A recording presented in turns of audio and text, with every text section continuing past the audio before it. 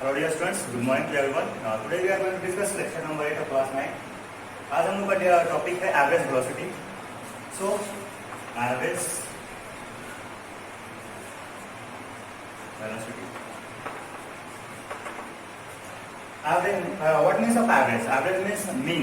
यानी कि the mean value of velocity is known as average velocity.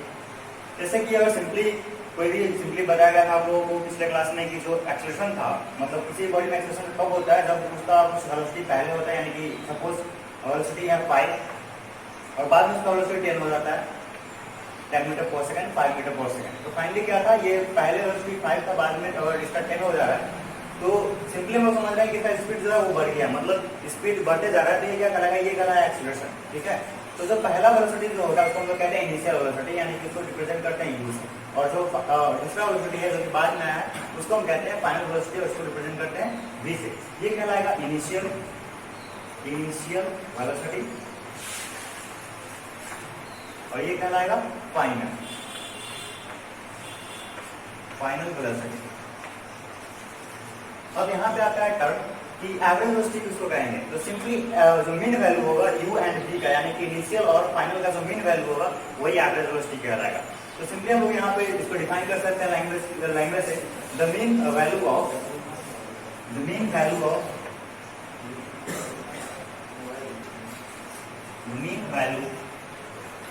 Of initial and final velocity is known as average velocity.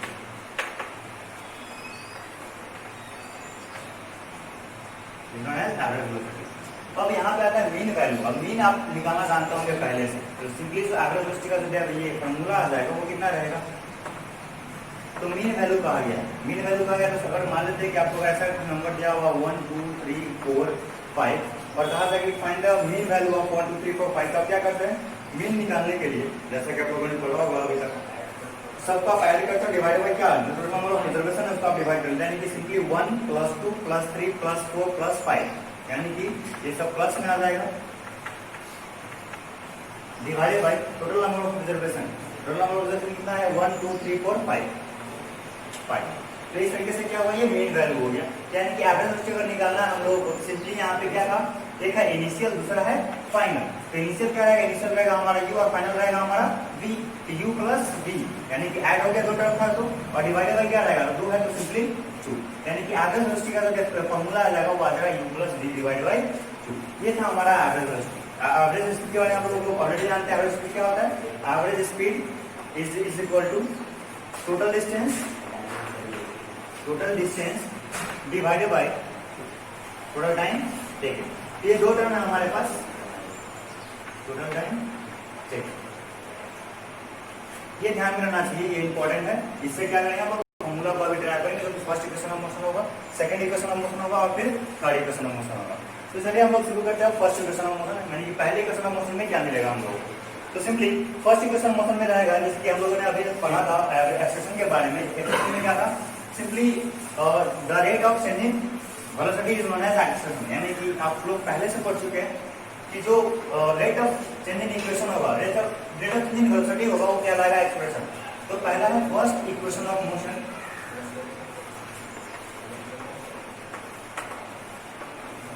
तो हम लोग जानते हैं, वी नो एक्सेलरेशन के टर्म से क्या आ जाएगा, a = v - u divided by t. यानी कि the rate of changing velocity is known as acceleration. यानी कि a = v - u divided by t, ये हमारा एक्सेलरेशन है.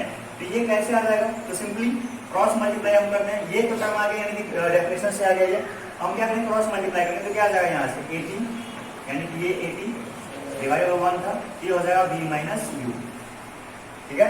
यहाँ तक आगे अगर हम बढ़ते हैं इसमें तो सिंपली क्या होगा, ये जो u टर्म है वो इस तरफ आ जाएगा. यानी कि आ गया u, बिकॉज ये माइनस में था तो इस तरफ आया तो प्लस में, +80 = v.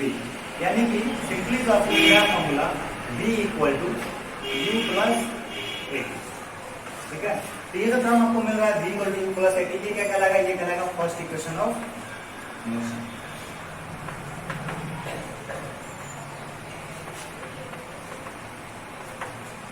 तो बेसिकली आपको देखिए सिंपली ये ध्यान रखना है कहाँ से आया ये, तो ये किससे आया, एक्सेप्शन वाले टर्म से आया। एक्सेप्शन के टर्म से हम लोग क्या करते हैं, a equal to v minus u divided by t, a equal to v minus u divided by t रहा, तो ये cross multiply a t equal to v minus u, so simply u को हम इस तरफ लेकर गए u plus a t equal to v, तो सिंपली ये टर्म यहाँ पे आ गया। ये कहलाया फर्स्ट इक्वेशन ऑफ मोशन, यानी कि पहला इक्वेशन ऑफ मोशन में जिसमें क्या रहेगा, u जो है वो डिनोट करेगा फाइनल को, u इनिशियल को, a एक्सेलरेशन को और t टाइम, यानी कि u से रहेगा फाइनल वेलोसिटी, v से रहेगा फाइनल वेलोसिटी, u से इनिशियल वेलोसिटी, a से एक्सेलरेशन एंड d से टाइम। तो अगर किसी भी क्वेश्चन में आपको ऐसा दिया गया है कि body changes its velocity from 5 to 10 in 2 second, जैसे कि ऐसा दिया गया कि a body changes its velocity from 5 to 10, यानी कि पहले 5 था बाद में ये 10 हुआ, तो पहले 5 मीटर पर सेकंड होगा, बाद में 10 मीटर पर सेकंड है, इन 2 सेकंड, टाइम दिया गया 2 सेकंड। ये जो पहला टर्म है ये कहलाएगा u और ये आ जाएगा v, यानी कि u का वैल्यू आपको पता है 5, v का वैल्यू मालूम है आपको 10 और टाइम आपको दिया गया है 2 सेकंड। तो सिंपली डेटा आपको पता है u, v एंड t, तो आपको कहा जाएगा find the acceleration of the term, find the acceleration of the body.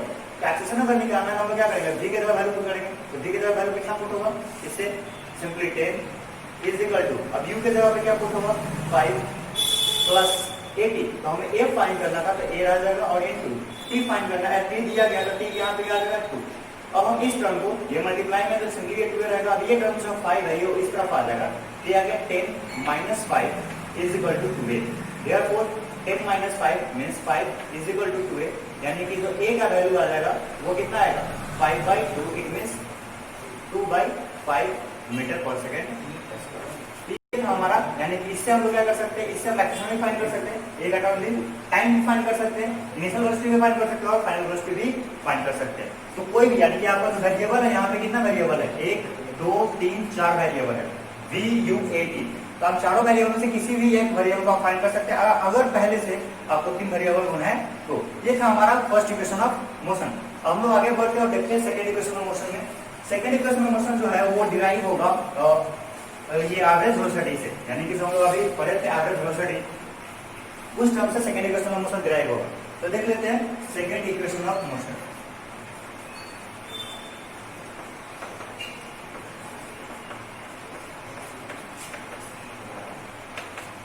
तो चलिए फॉर्मूला क्या था हमारे पास एवरेज वेलोसिटी का, average velocity is equal to v plus u divided by v plus u divided by 2 average velocity है। तो simply हम लोग जानते थे फॉर्मूला वेलोसिटी के लिए वो क्या था, velocity is equal to distance या डिस्प्लेसमेंट बाय डिस्प्लेसमेंट, तो हम लोग सिंपली s से नोट कर लेते हैं बाय टाइम, यानी कि अगर वेलोसिटी है तो s बाय t रहेगा, तो यहाँ पे क्या हो जाएगा s divided by t, velocity के लिए क्या रहेगा s divided by t, average का simply s divided by total displacement divided by total time is equal to, ये फॉर्मूला होता है v plus u divided by 2, तो s divided by t is equal to v plus u divided by 2। So next we will cross multiply here, so 2s is equal to v plus u into t। Now 2s is equal to put the value of v from first equation, यानी कि first equation क्या मिला था आपको, v is equal to u plus 80, तो ये पहला equation था, इस हम इक्वेशन को यूज करेंगे यहाँ पे v के जगह पे, यहाँ पे आ जाएगा u प्लस 80 इनटू t, ये था हम लोगों का। अब हम आगे बढ़ाएंगे इसको और आगे देख लेते हैं मल्टीप्लाई करके ये, तो जब मल्टीप्लाई करेंगे तो यहाँ पे आ जाएगा simply 2s is equal to u into t ut plus 8t square, 8t square. Now हम लोग क्या करना है, सिंपली s रखना है इस तरफ, तो s हम लोग पुट इस तरफ, ये 2 जो है वो डिवाइड में आ जाएगा, तो डिवाइड में आएगा तो इससे के साथ भी डिवाइड होगा और इसके साथ भी डिवाइड होगा, तो सिंपली ये हो जाएगा हाफ ut प्लस, सॉरी यहाँ से हम लोग क्या कर लेते हैं से, यहाँ पे इसका वैल्यू हम लोग पुट किए u प्लस 18, लेकिन यहाँ पे प्लस u हम लोग ड्रॉप कर दिए थे, छूट गया था ये, इंटू टी, तो सिंपली क्या था u प्लस u, ये हो जाएगा 2u, यहाँ पे आ जाएगा ये 2u प्लस 80 इंटू टी। अब आगे हम लोग बढ़ेंगे तो सिंपली ये हो जाएगा 2s is equal to 2u multiply by t t plus 8t square.